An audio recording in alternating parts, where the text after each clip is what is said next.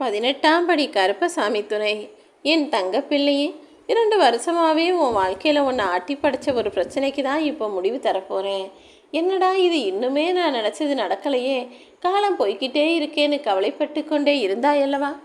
இப்போ சரியாயிரும், அப்போ சரியாயிரும், இன்னைக்கு கிடச்சிரும், நாளை கிடச்சிரும்னு நீயும் 2 வருடங்களுக்கு மேலாகவே எதிர்பார்த்து கடந்து வந்து விட்டாய். நீ இப்போ பெருசாக நினச்சிக்கிட்டு இருக்கே, இந்த பிரச்சனைகள் எல்லாம் நேத்தோ இன்னைக்கோ ஆரம்பமானது கிடையாது. அது எப்போதோ ஒரு சில மாதங்களுக்கு முன்பாகவே ஆரம்பமாயிடுச்சு. ஆனால் இன்னும் முடிவுதானே உனக்கு கிடைக்கல.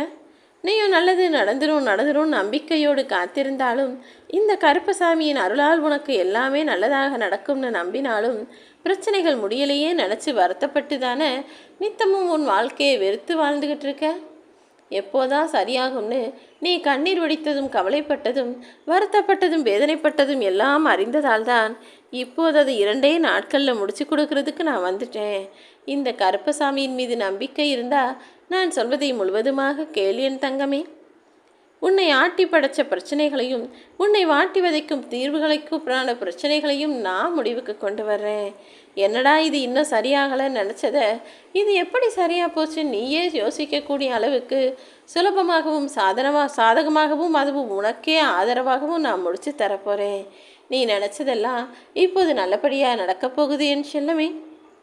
ஊருக்கே உபதேசம் செய்யும் மனிதர்கள் அவங்கவங்க வாழ்க்கையில் ஏதாவது கஷ்டம் வந்தால் மட்டும் தனியாக யோசிப்பாங்க.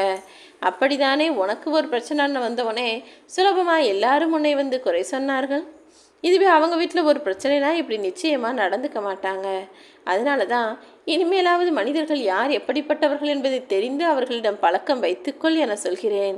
உன்னை ஏமாற்றுபவர்களிடமிருந்தும் உன்னை மதிக்காமல் அலட்சியம் செய்யும் மனிதர்களிடமிருந்தும் அவர்கள் தேவைக்காக மட்டுமே தேடி வந்து பேசக்கூடிய மனிதர்களிடமிருந்தும் உன்னை குறை சொல்லி விமர்சிப்பவர்களிடமும் நீ அறியாமலேயே உனக்கு பின்னால் உன்னை தாழ்த்தி பேசும் மனிதர்களிடமிருந்தும் நீ சற்று விலகி இருந்தால் அது உனக்கு நன்மையாக முடியும் என் செல்லமே.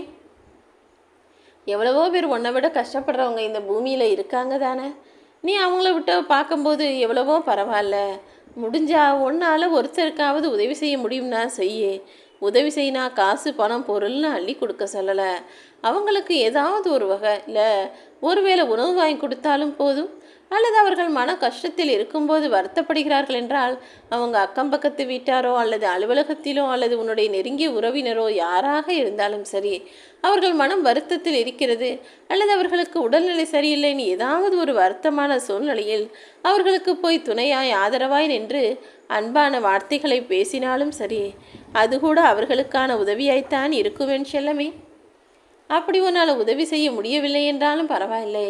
ஆனால் யாராவது ஒருவர் கஷ்டப்படும் போதும் அல்லது வருத்தப்படும் போதும் சிக்கலில் மாட்டிக்கொண்டு முழிக்கும் போதும் அதை பார்த்து, அப்பா இவர்கள் செய்ததற்கு இப்போதுதான் தண்டனை கிடைக்கிறது என அவர்கள் துன்பத்தை பார்த்து மகிழ்ச்சி கொள்ள வேண்டாம். அவர்கள் செய்த தவறுக்கு நான் எப்படி தண்டனை கொடுத்தேனோ அதே போல அடுத்தவரின் துன்பத்தை கண்டு மகிழக்கூடிய உனக்கும் தண்டனைகள் வருவதற்கு வாய்ப்பு இருக்கிறதல்லவா?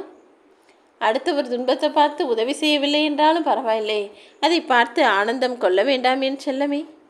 உன் வாழ்க்கையில் நீ வெற்றி பெற்று சந்தோஷமாக நிம்மதியாக வாழ வேண்டும் என ஆசைப்படும் இந்த கருப்பசாமி உனக்கு கௌரவத்தையும் செல்வாக்கையும் அதிகப்படுத்தி உன் வாழ்வில் எல்லா விஷயங்களிலும் வெற்றி பெறும்படி செய்ய போகிறேன்.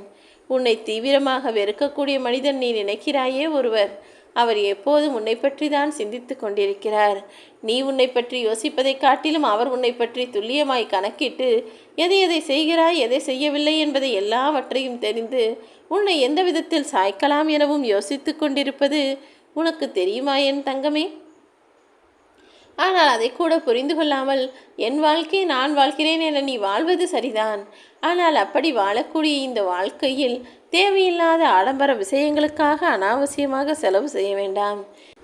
ஏனெனில் ஆடம்பரம் என்பது அனாவசியமாய் உன்னை செலவு செய்ய வைத்து கடைசியில் அவசியத்திற்கே கூட உன்னை கையேந்த வைத்துவிடும். எப்போதும் எது அவசியமோ எது முக்கியமோ எது முதலில் செய்ய வேண்டுமோ அதற்கேற்ற முயற்சிகளை மட்டும் செய். தேவையில்லாமல் அனாவசியமாக எதையும் பார்க்கவும் வேண்டாம், அதை வாங்க ஆசைப்படவும் வேண்டாம். நீ பலசாலியான பிள்ளை என்பது இந்த கருப்பசாமிக்கு தெரியும். ஆனால் நீ யார் எப்படிப்பட்டவன் என்பதை அடுத்தவர்களுக்கு நிரூபித்து காட்ட வேண்டிய அவசியம் உனக்கு இல்லைதானே? உனக்குள் பலமும் இருக்கிறது, பலவீனமும் இருக்கிறது. உன் பலவீனத்தை இதுவரைக்கும் நீ அடுத்தவர்களுக்கு வேண்டுமானால் சொல்லாமல் இருந்திருக்கலாம். ஆனால் அனைத்தையும் அறிந்த இந்த கருப்பன் நான் இருக்கிறேன். உன்னுடைய பலமோ பலவீனமோ யாரிடமும் எதையும் சொல்லாமல் உன்னுடைய பலத்தை அதிகப்படுத்தி கொண்டே பலவீனத்தை இல்லாமையாக செய்துவிடு. ஆம் என் செல்லமே, நீ நினைத்தால் நிச்சயமாக முடியும். எல்லா மனிதர்களும் குறையும் நிறையும் கொண்டவர்கள்தான். ஆனால் அவரவர்கள் முயற்சி செய்தால் குறைகளை களைந்து நிறைகளை கொண்டு நிம்மதியாய் வாழ்க்கையை வாழ முடியும்.